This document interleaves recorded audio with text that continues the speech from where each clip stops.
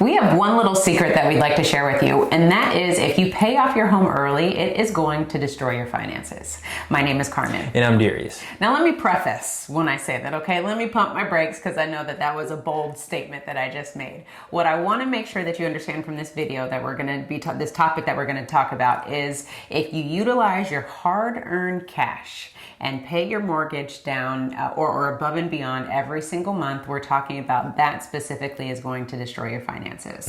Now, why is that, Darius? Well, the thing is, when it comes to our mortgage, that's the first thing people want to pay off because that's the largest expense that they have. Yes. But the problem is they do things out of order. Paying off your mortgage should be the absolute last thing you do. Yes. Now, it's very important that you do pay off your mortgage, but just make sure it's the last thing. There's a few things you need to do beforehand to make sure that you put yourself in a really, really good financial position because there's things that come up in our life that needs to be addressed or needs liquid funds and not equity to back it. All right, now let's put this into perspective. Let's say that your mortgage is $2,000 a month and you're paying $2,500 a month or even $3,000 a month. You're paying over the minimum payment. You're using your cash flow, extra cash that you're sitting on to pay down your mortgage. Now, this is what we're talking about is a big no-no because for us, it's very important that you utilize your cash flow in a way where you will be making money, not where you're spending it or you're just giving money away. So that's what we want to hit home with this video. Yeah, because this is really important, you know, that we use our cash flow initially to first off get out of consumer debt. Yes. Because when you think about, let's even compare the interest rates on your mortgage. Yes, your interest rate on your mortgage is 3%, but over 30 years, you would save a ton of money if you paid it off early. Totally. But what you want to make sure that you have is the cash flow that you get to save from your debts. Yeah, and to be clear, you are going to pay off your mortgage at some point. We're just talking about prioritizing specific things within your finances first before you just jump straight to your mortgage. Yeah. Because you can utilize that cash flow to make more damage on other bills and knock out consumer debt or even make investments in passive income before you start chipping away at that mortgage. Yeah, and you said a mouthful right there because the very first thing you should do is make sure you pay off all your consumer debt. The next thing you want to do is make sure you have a savings account for in the event that emergencies happen so that you don't go back to step one. Yes. The next thing you want to do is make sure you put money or invest money into some type of passive income so that you can continue to generate income regardless of what happens to you. Let's say there's a recession and you happen to lose your job. You want to make sure that you have a source of passive income so that you can continue getting a flow of money into your household. Yeah. And then the next thing you want to do is make sure you're good for retirement. I guess passive income and retirement can be one and the same, but if we're going to separate it, let's make sure we have those things taken care of before paying off our mortgage. And then the last thing you want to do is pay off your mortgage because when you pay off your mortgage, you don't have liquid funds available. What you have is equity in your house. Yes. And what you want to do is make sure you have a good balance of liquidity and equity so that you can build wealth. Did you hear that balance, liquidity and equity? A lot of times people just have equity and you can't spend equity at the same way that you can liquidity. So it's all about understanding those two things and making sure that you are building your wealth plan or your financial goals in a certain way where it makes sense. Yeah, because a good example of this would be, let's say you have a $300,000 home and I have a $300,000 home. You've been diligent paying your mortgage, doing it above and beyond, paying double whatever extra funds you have, paying it towards that mortgage. Me, on the other hand, I maintain a minimum payment. Yes. Now, let's say we have a recession or some type of problem where both of us lose our jobs.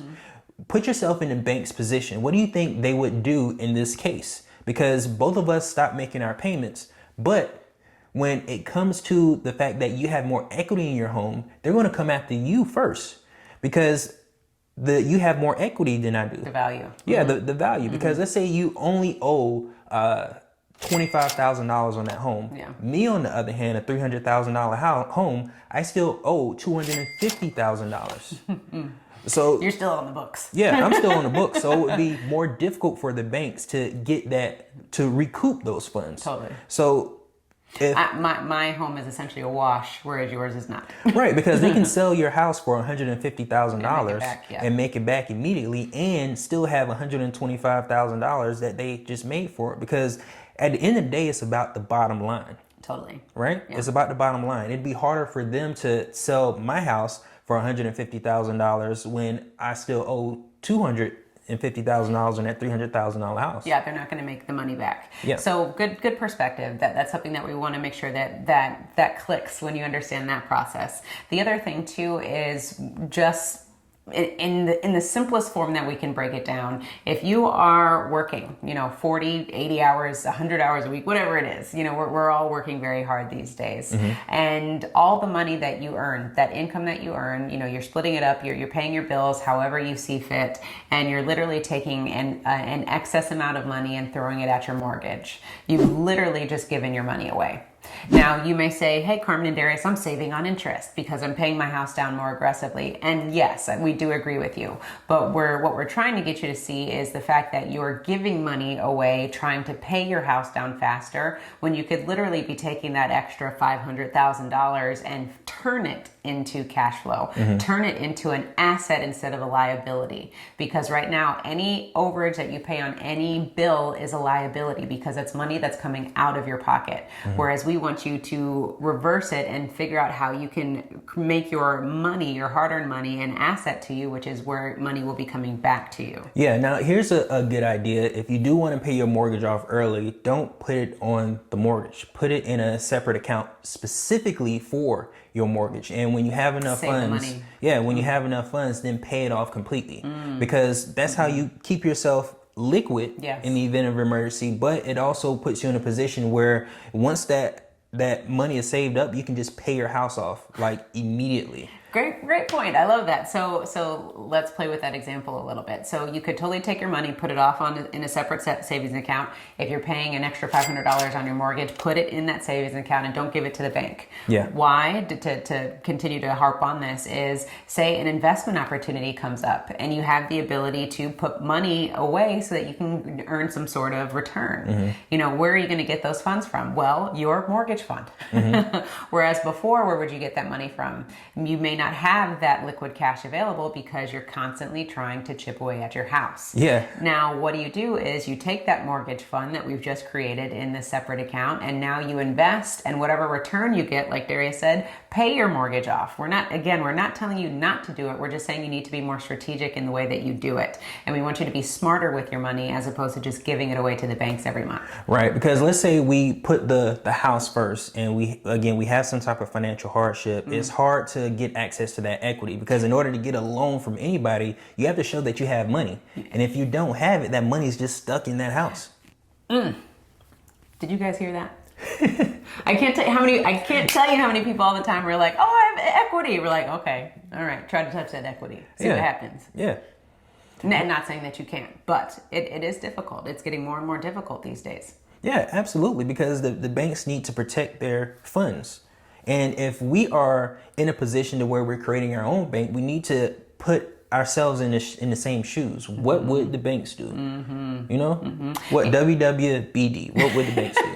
I like that. So that's the next t-shirt. So the thing that we want to hammer home with the Wealth Nation channel, we always talk about creating your own bank, financing your own lifestyle, owning your own lifestyle. So with this whole process, it's about using your own savings account on steroids. Now, this all is going to be done through a whole life insurance policy. And if you want to learn more about how we do this, then click on the link below to join the Wealth Nation. We would love to serve you because it's all about understanding, again, how to maximize your hard-earned money before you invest it, before you go throw it away and give it to everybody else. Let's figure out how to maximize each and every dollar that we make so that you can start to build generational wealth and keep more money up for your family. Yeah. And the moral of the story is there's rules to generating wealth. Yes. And you can't do rule 3 before doing rule 1. So make sure you do everything in the right sequence. Make sure you're your consumer debt, make sure your savings account, make sure you have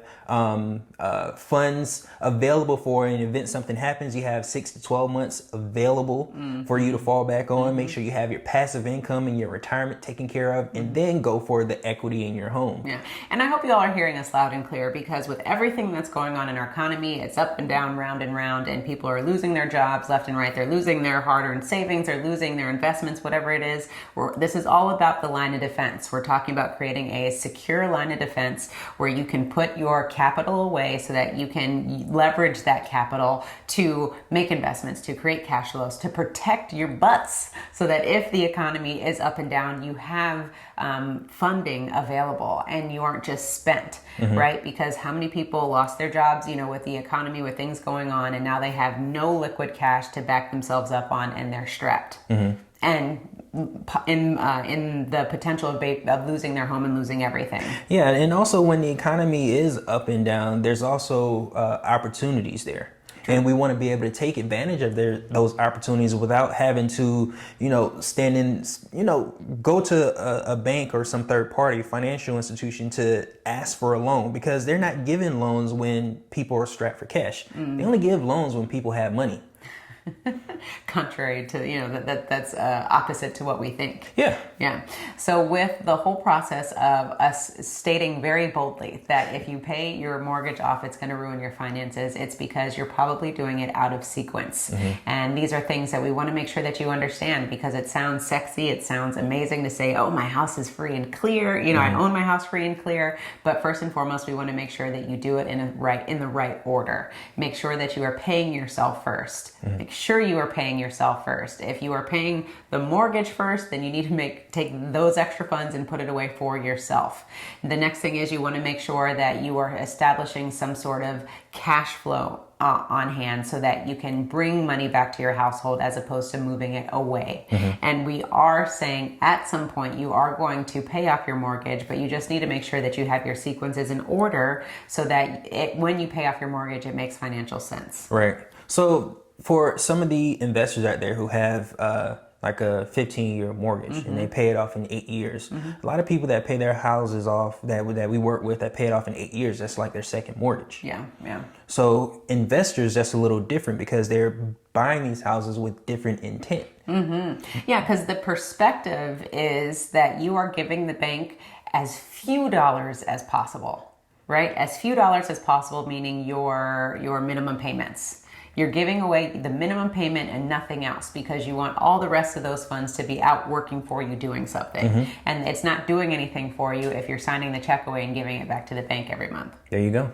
Now, I really understood this idea of equity when I was in corporate America a few years ago, when we had the energy crisis, when I was in oil and gas. One thing that I was taught, that the last one hired is the first one fired. But when things happen, things don't go according to the way I was taught, because what they ended up doing is they ended up getting rid of the people who had the highest salaries. And then they kept the people who had lower salaries. So there was people on the cusp of retiring that they got rid of, because the most important thing is the bottom line. Yeah, they had to become leaner. They had to become leaner. And that's exactly what the banks would do in this situation. That's exactly what we would do if we were in the bank situation. Yeah, because you got to get rid of the most expensive employee, so to speak, and or figure out how you can recoup the most cash. Exactly. That's the most important thing. How can you recoup the most cash so that you can continue the cash flow? Exactly. Because in that example where I was making the minimum payment, that's the cash flow that's coming into the bank. It's easier to maintain that. Yeah. Now one thing I want to talk about, now follow me. And I hope that I can articulate it clearly, because how I have it in my mind, I think it's brilliant, but I hope that it comes out the same way. Okay. So what I want to hammer home is the programming that we are taught. Right? We're taught this thing called the American dream, and no shade on the American dream. It is what it is. It's all about financing. It's all about ownership, but really we don't own any of the things that we are striving to have, which is cars and houses, for example. And then credit cards is a whole nother story. So let's think about our house, for example. We're always congratulated. Oh, congratulations, you bought a house. And yes, that's nice. But what is the thing that actually just happened? We committed to a 15-year or a 30-year contract stating that we promise to pay somebody else X amount of money for 15 to 30 years. Yeah, we leveraged our future earning potential to get that mortgage in the first place. Exactly. So now what we've done is we said, okay, to the bank, we are now a slave, right, to you, because we know that we have to work day in and day out in order to pay you every single year as long as this loan is outstanding.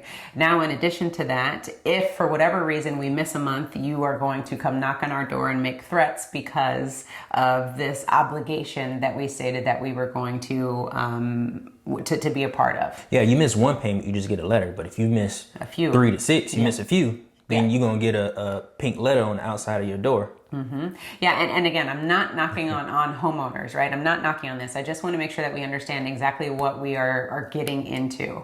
So not only are we making these minimum payments, on top of that, we're saying, you know what, let's try to get out of this sooner. So instead of getting out of, so because we want to get out of this contract sooner, we think, oh, let's give the bank more of our money sooner and faster so that we can, be done with this contract.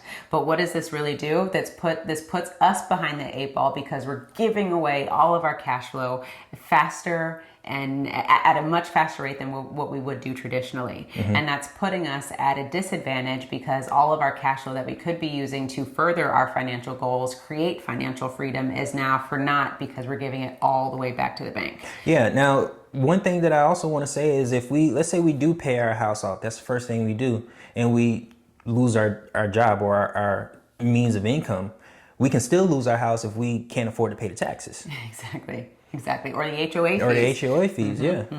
So think about all of these things. So again, we're not knocking on home ownership. We're not knocking on people who are paying their mortgage off fast and quick. We're just saying, take a moment and think about all of the money that you're giving to the bank in addition to the minimum payments. And could you be doing something more with that money? And the answer is yes, 1,000% every single time. Now, if you want to learn how to create your own banking system where you can bring more of your money back home to your family, create cash flow, and then learn how to pay off your mortgage, then check out our next video where we teach you how to become your own bank. And don't forget to click on the freebie below, where we teach you 52 different ways on how you can own your own lifestyle. And we always say that own your own lifestyle, or the bank will.